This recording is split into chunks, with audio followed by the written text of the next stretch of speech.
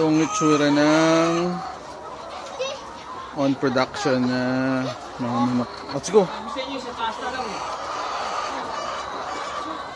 You collect in the ano na lang upstairs. I'm going to video here lang. You go wait upstairs. It's it's lot of pupo.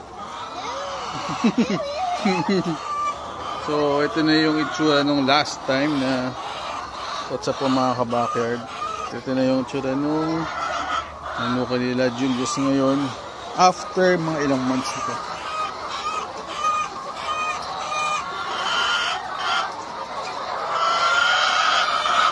Hindi din amoy dito. Kaya nga eh.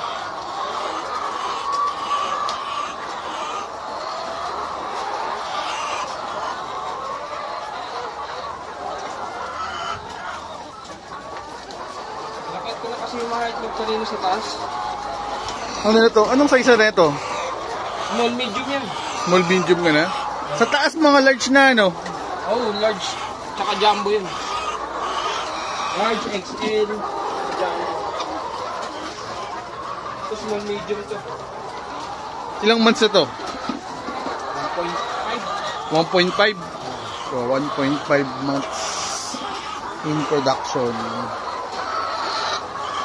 Hindi na gumagana yung waterer, no? Hindi ko na pinagana. Hindi din sila makain ng maayos dyan. Kaya ganyan naman.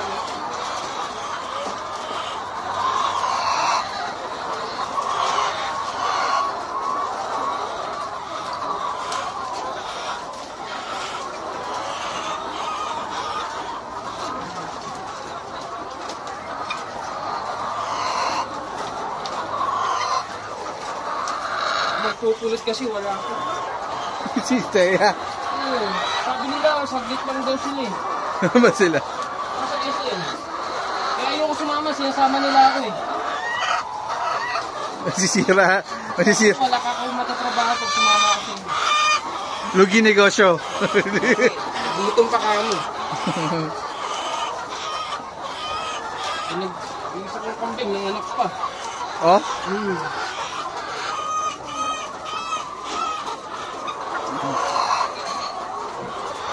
Hindi ko na nga pinapaanak muna yung akin eh.